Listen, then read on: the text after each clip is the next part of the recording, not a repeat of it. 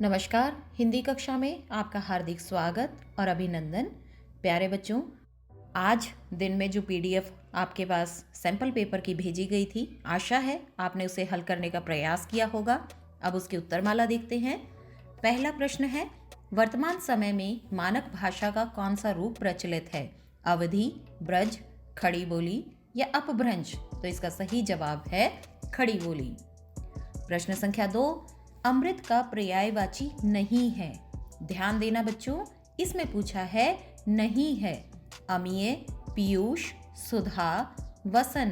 तो इसका सही जवाब है वसन। वसन का मतलब होता है वस्त्र। प्रश्न संख्या 3, रात्रि का पर्यायवाची है। बच्चों, प्रश्न को ध्यानपूर्वक पढ़ना कि हमसे ये पूछा गया है कि पर्यायवाची नहीं है, उसमें नहीं का ढूंढना है, और पर्यायवाची है, उसमें ह वाला ढूंढना है। यामिनी, जमुना, मीत या मनोरम? तो इसका सही जवाब है यामिनी। यामिनी मतलब रात्रि। प्रश्न संख्या 4, साक्षर का विलोम शब्द है शिक्षित, निरक्षर, नीरस, समक्ष? तो इसका सही जवाब है निरक्षर। साक्षर मतलब पढ़ा लिखा, निरक्षर मतलब जिसको पढ़ना लिखना न आता हो, जिसे अक्षर का ज्ञान न हो। प्रश्न संख्या 5, अंक शब्द का अनेकार्थी नहीं है। नाटक का अंक, पंख, गोद या संख्या? तो सही जवाब है पंख। प्रश्न संख्या 6, इसमें आपको बताया गया था कि सही या गलत का निशान लगाइए। प्रश्न सही है तो सही कीजिए, गलत है तो गलत कीजिए। भाषा के 2 रूप हैं, तो ये हमारा जवाब सही है। भाषा के 2 रूप होते हैं, नंबर 1 मौखिक, नंबर 2 लिखित। प्रश्न संख्या 7, मराठी भाषा की लिपि देवनागरी है। आपको बताना था ये सही है या गलत। ये बिल्कुल सही है, क्योंकि मराठी के अलावा हिंदी, संस्कृत, नेपाली, कोंकणी आदि भाषाओं की लिपि भी देवनागरी है। तो याद रखना बच्चों, उत्तर में जितनी भी भाषाएं लिखी हुई हैं उनकी सबकी लिपि देवनागरी है। अब अगला जो प्रश्न है उसका उत्तर आपको एक पंक्ति या एक शब्द में देना है। प्रेमचंद के फटे जूते पाठ की विधा क्या है? तो इसकी विधा है व्यंग्य। ये एक व्यंग्य लेख है।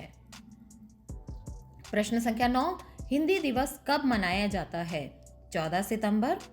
अब एक चीज और ध्यान रखो बच्चों इसके साथ साथ, 14 सितंबर 1949 को अनुच्छेद 343 के अंतर्गत हिंदी को राजभाषा का दर्जा दिया गया।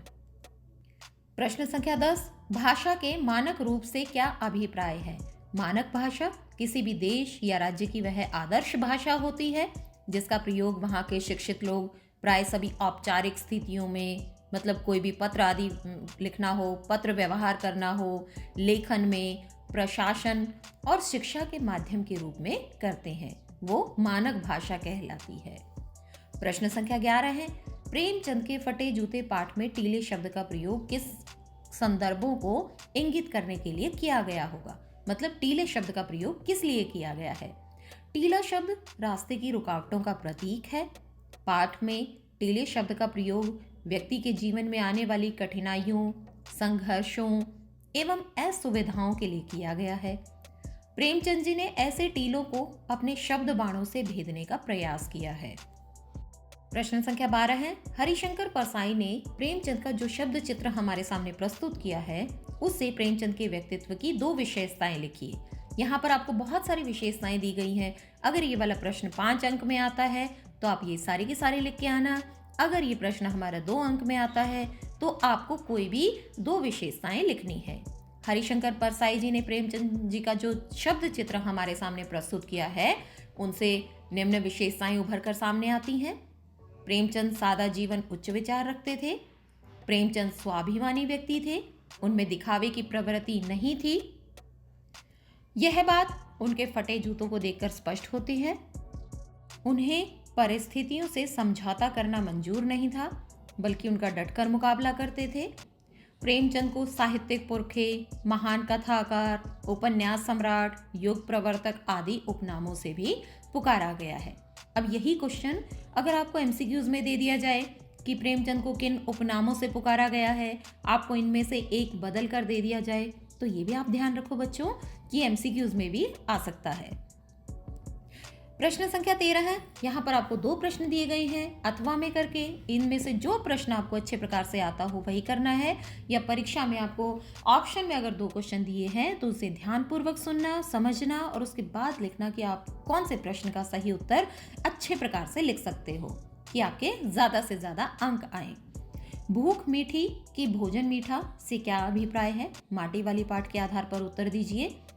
भूख मीठी कि भोजन मीठा से तात्पर्य है कि जब हमें बहुत तेज भूख लगी हो तो हमारे सामने कैसा भी खाना हो, चाहे क्वांटिटी कितनी भी क्यों ना हो, वह हमें मीठा लगता है। जब हमें भूख लगती है तो सर्वप्रथम हम उसे शांत करने का प्रयास करते हैं, और हमें ये नहीं लगता कि स्वाद कैसा है, अच्छा है, बुरा है, हम इस चीज़ की परवाह करते ही नहीं है। जो हमें मिल जाए वो हमें बहुत अच्छा लगता है, मीठा लगता है। इसके विपरीत जब हमारा पेट भरा हो और हमारे सामने बहुत सारे पकवान रख दिए जाएं तो वह भोजन मीठा नहीं लगेगा। तब हम क्या कहेंगे कि अच्छा है तो खाएंगे, अच्छा नहीं है तो नहीं खाएंगे। तब हम अपने स्वाद के अनुसार खाते हैं। ऑप्शन में दूसरा प्रश्न है, विस्थापन की समस्या पर अनुच्छेद लिखिए। विस्थापन का अर्थ है एक स्थान से दूसरे स्थान पर जाना। विस्थापित, कोई भी प्राकृतिक आपदा आती है या कहीं पर पुनर्निर्माण किया जाता है तो कुछ समय के लिए उस स्थान पर रहने वाले लोगों को कहीं और रहना पड़ता है, और जब कार्य पूर्ण हो जाता है, अगर उस स्थान पर कार्य नहीं हुआ तो वहां पर वे आ सकते हैं। जैसे कोई प्राकृतिक आपदा हुई और उसके बाद निर्माण किया जा चुका हो तब वो वापस आ सकते हैं। लेकिन अगर कहीं बांध बना दिया जाए, जैसे टेहरी बांध बनाया गया, तब तो वो आ ही नहीं सकते वहां पर। तो जब ये लोग अपना स्थान छोड़कर जाते हैं तो उन्हें बहुत सारी समस्याओं का सामना करना पड़ता है। जब कोई भी लोग अपना बसा बसाया घर छोड़कर दूसरे स्थान पर जाते हैं तो सबसे पहले है उनका उससे लगाव हो ही नहीं पाता। अपनी मिट्टी से, अपनी भूमि से जितना प्रेम लगाव होता है उतना दूसरे स्थान पर नहीं हो पाता। उन्हें वहां पर मूलभूत सुविधाएं भी उपलब्ध नहीं होती। यह विस्थापन की समस्या लोगों के लिए बहुत बड़ा अभिशाप है। आशा है आपने इसे ध्यानपूर्वक सुना होगा, समझा होगा, और इनमें से अगर कोई भी प्रश्न पलट कर आ जाता है, कोई 5 अंक का 2 अंक में या 2 अंक का 5 अंक में आ जाता है, तो आप उसे उसी प्रकार से लिखने का प्रयास कीजिए। मिलते हैं एक और नए अध्याय के साथ, तब तक के लिए धन्यवाद।